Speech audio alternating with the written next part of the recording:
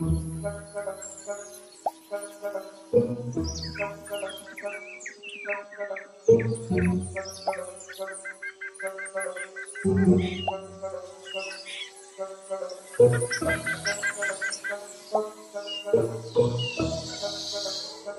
Sobat X Science, jumpa lagi dalam program kesayangan kita semua, X Science, Eksplorasi Science. Nah, hari ini teman-teman kita mendapatkan tugas dari sekolah untuk membuat prakarya rantai makanan. Tugasnya adalah menempatkan pilihan hewan-hewan ke dalam kotak-kotak agar menjadi susunan rantai makanan yang tepat. Sobat X Science, tahu tidak komponen apa aja sih yang terdapat dalam rantai makanan? Yuk kita saksikan bersama penjelasan narasumber berikut. Halo Sobat X Science, jumpa lagi bersama Kak Herman dalam program kesayangan kita, X Science, Eksplorasi Science. Adik-adik, kakak yakin adik-adik di rumah sudah tak asing lagi dengan yang namanya rantai makanan, kan? Apa sih rantai makanan itu? Rantai makanan adalah peristiwa perpindahan energi dari satu makhluk hidup ke makhluk hidup lainnya.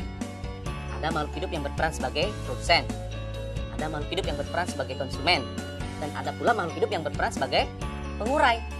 Jadi, dengan kata lain, rantai makanan adalah proses transfer energi. Kakak kasih contoh ya. Padi dimakan oleh tikus. Tikus dimakan oleh ular. Ular dimakan oleh elang. Elang mati nanti akan diuraikan. Nah, dari beberapa rantai makanan itu berkumpul membentuk suatu jaring-jaring makanan. Bagaimana? Sudah paham kan adik-adik? Saatnya kita bernalar. Yuk, mari kita bernalar ya. Jumlah organisme A, B, C, D, dan E yang membentuk rantai makanan di suatu komunitas ditunjukkan oleh grafik berikut. Susunlah urutan rantai makanan dengan tepat berdasarkan data yang ditampilkan grafik, serta jelaskan bagaimana membentuk rantai makanan tersebut.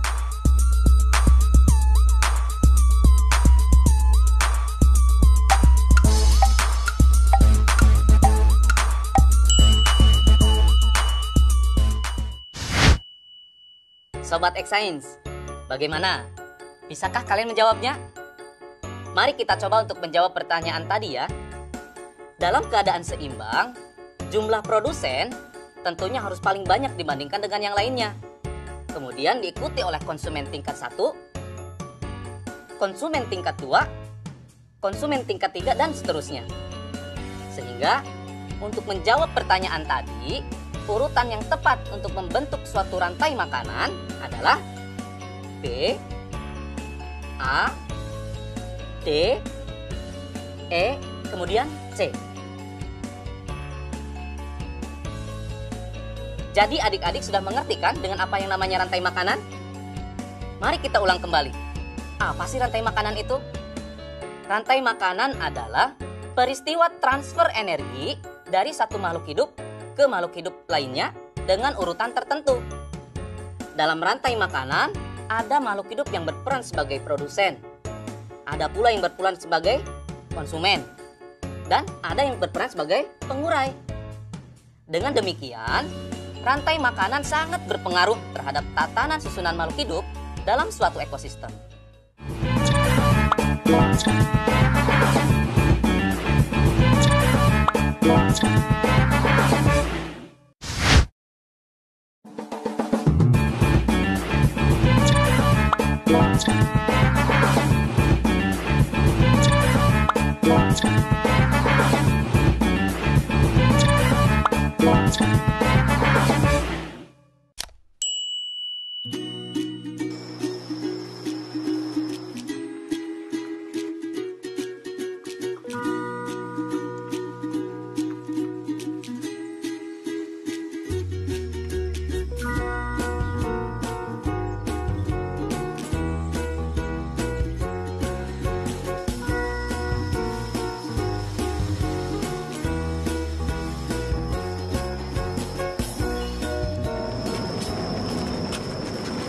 Teman-teman, kan kita dapat tugas tuh dari Bu Guru. Kita suruh nentuin konsumen sama produsen. Kira-kira yang mana ya? Kalau produsen itu makanan rusak, itu rumput. Kalau konsumen itu hewannya itu rusak. Kalau rusak itu makanannya berarti rumput. Nah, kalau rusak di hutan bisa dimakan harimau gak ya? Kayaknya bisa deh. Kayaknya bisa dah. Soalnya rusak itu kan harimau kan makannya daging.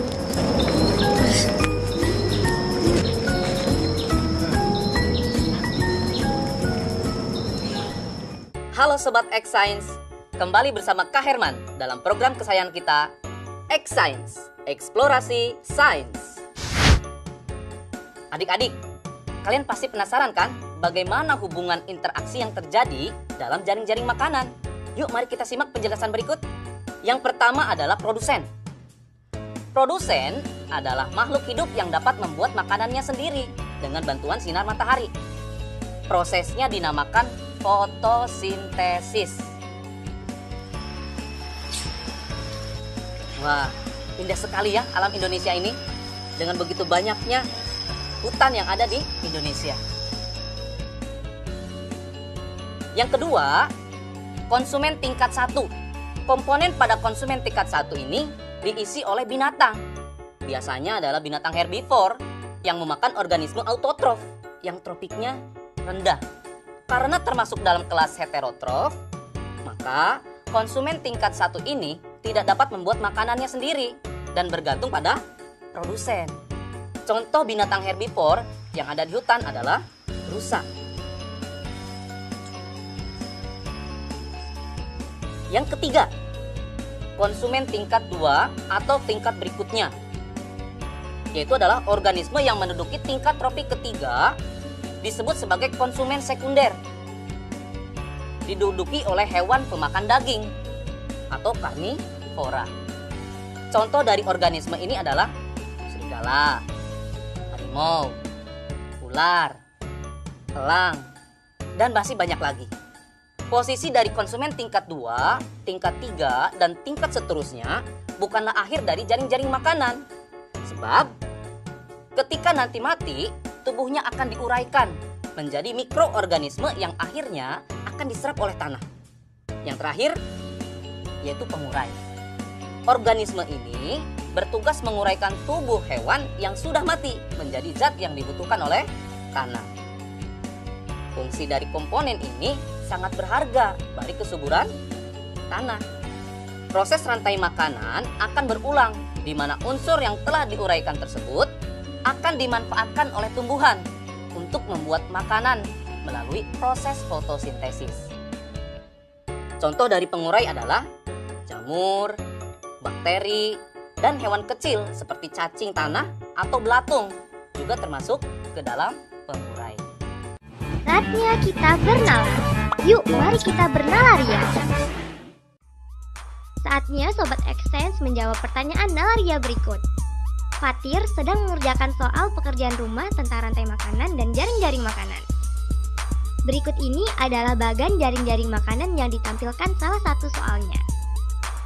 Pada jaring-jaring makanan tersebut, berapakah jumlah organisme omnivora?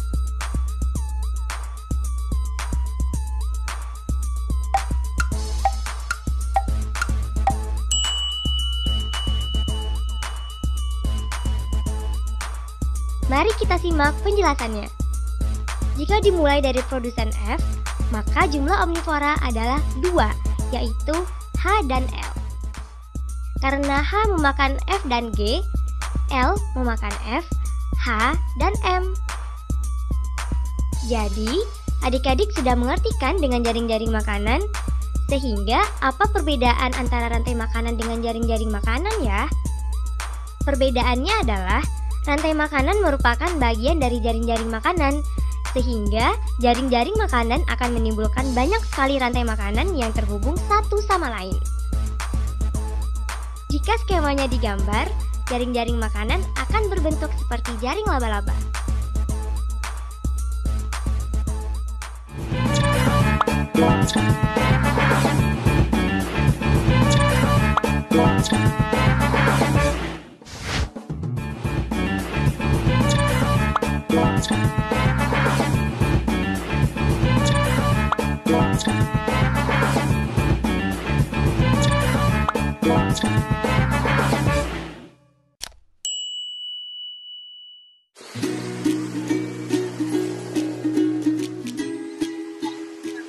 Halo Sobat Extens, kali ini kita akan belajar tentang ekosistem dan mengetahui bagaimana hubungan makhluk hidup di dalam ekosistem.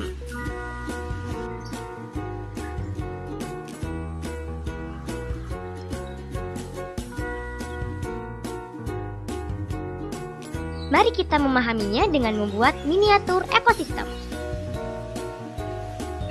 Sebelum kita mulai membuat miniatur ekosistem, tahukah Sobat Extens apa itu ekosistem?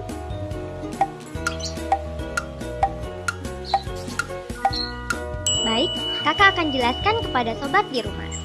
Ekosistem adalah hubungan saling ketergantungan antara makhluk hidup dan lingkungannya.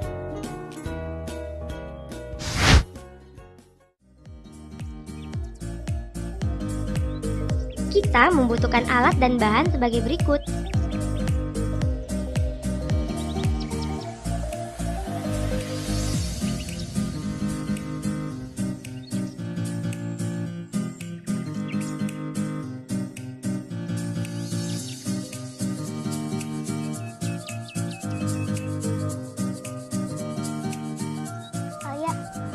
Ayo kita buat miniatur ekosistem hutan. Ayo.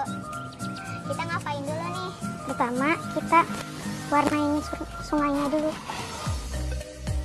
Pertama, tentukan ekosistem yang ingin kita buat. Kemudian, susunlah sekreatif mungkin.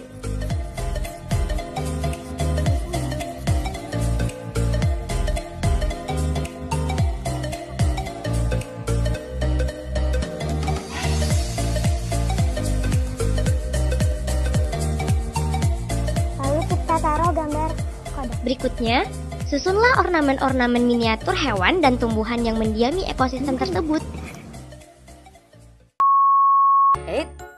Adik-adik tunggu dulu. Sebelum kita masuk ke tahapan meletakkan ornamen hewan dan tumbuhannya, adik-adik harus tahu dulu nih, bagaimana hubungan interaksi makhluk hidup dalam suatu habitat yang mendiami suatu ekosistem. Pertama, hubungan mutualisme. Mutualisme adalah bentuk hubungan antar makhluk hidup yang saling menguntungkan satu sama lain. Contohnya adalah bunga dengan kupu-kupu. Mengapa sih bunga dan kupu-kupu disebut saling menguntungkan? Karena kupu-kupu membantu penyerbukan bunga, sedangkan bunga menyediakan nektar dan sari-sari makanan yang dibutuhkan oleh kupu-kupu. Yang kedua, parasitisme. Apa itu parasitisme? Parasitisme adalah bentuk hubungan yang merugikan yang dialami oleh salah satu organisme makhluk hidup, sedangkan yang lainnya diuntungkan. Apa sih contohnya? Contohnya adalah benalu dengan tumbuhan inangnya. Benalu dapat mengganggu keberlangsungan hidup inangnya, bahkan dapat mengakibatkan inangnya tersebut mati. Hal ini disebabkan karena benalu tumbuh dan berkembang dengan mengambil zat-zat makanan yang bersumber pada inangnya, sehingga tumbuhan inang tersebut akan kekurangan nutrisi pada pertumbuhan. Berikutnya yang ketiga adalah komensalisme. Komensalisme merupakan hubungan antar organisme. Salah satu diuntungkan, namun yang lainnya tidak dirugikan dan tidak pula diuntungkan. Contohnya, ikan ramora kecil yang menempel pada ikan hiu. Bagaimana sih hubungan antara ikan ramora kecil dan ikan hiu? Ikan ramora akan selalu mengikuti dan berlindung di bawah tubuh ikan hiu, sehingga ia akan mendapatkan keuntungan berupa perlindungan dan makanan yang berasal dari sisa-sisa makanan dari ikan hiu. Sedangkan pada pihak ikan hiu tidak mendapatkan kerugian dan keuntungan apapun dari perilaku ikan ramora tersebut. Nah, bagaimana Sobat Extens? Sudah siap untuk lanjut ke tahap berikutnya? Yuk, mari kita pasang ornamen tumbuhan dan hewannya dengan memperhatikan hubungan interaksi makhluk hidup di dalamnya. Setelah itu kita taruh tanaman seperti ini. Ini kan ada pohon. Hewan yang memakan pohon ini, rumput ini yaitu zebra, kerbau.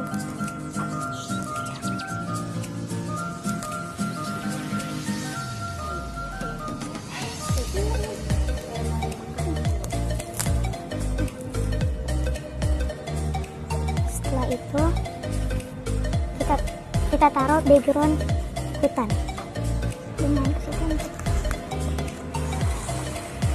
Setelah itu, pastikan di sana terjadi hubungan yang setimbang dalam interaksi ekosistem yang kita buat.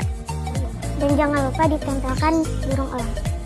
Nah, di sini terlihat yang memakan rumput adalah zebra, kerbau hutan, dan kijang. Nah, hewan yang memakan daging di sini ada serigala dan elang. Ada cacing di bawah pohon yang sudah busuk.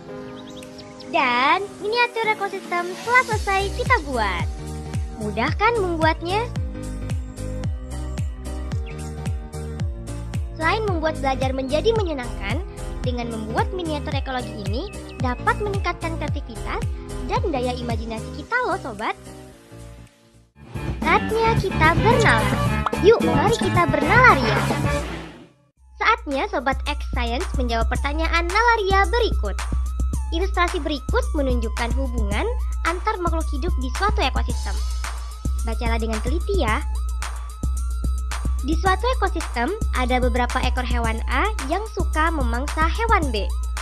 Sementara hewan D menjadi mangsa hewan C. Daun sawi berlubang-lubang karena dimakan hewan D. Pada saat tertentu, seekor hewan E mengitari tempat tersebut untuk memangsa hewan A. Hewan C juga adalah makanan favorit hewan A. Hewan B menjadi pemakan produsen. Berikut ini yang merupakan bagan jaring-jaring makanan berdasarkan ilustrasi di atas adalah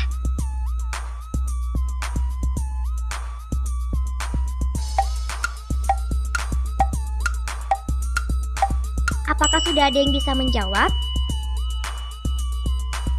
Jawaban yang tepat adalah jawaban C. Karena soal ini perlu bernalar, maka kita harus mencari dahulu nih produsennya. Produsen di soal ini adalah daun sawi. Daun sawi dimakan oleh B dan D, sedangkan D dimakan oleh C. Kemudian pada soal dituliskan C dan B dimakan oleh A. Namun, A bukan konsumen tingkat akhir karena A dimakan oleh E. Dari penjelasan tersebut, kita dapat mencocokkan jawaban dengan pilihan yang sesuai, yaitu pilihan C. Dan dapat disimpulkan terbentuklah jaring-jaring makanan dengan dua rantai makanan pada ekosistem tersebut. Gimana, mudah bukan belajar sains? Sampai jumpa pada eksplorasi sains berikutnya.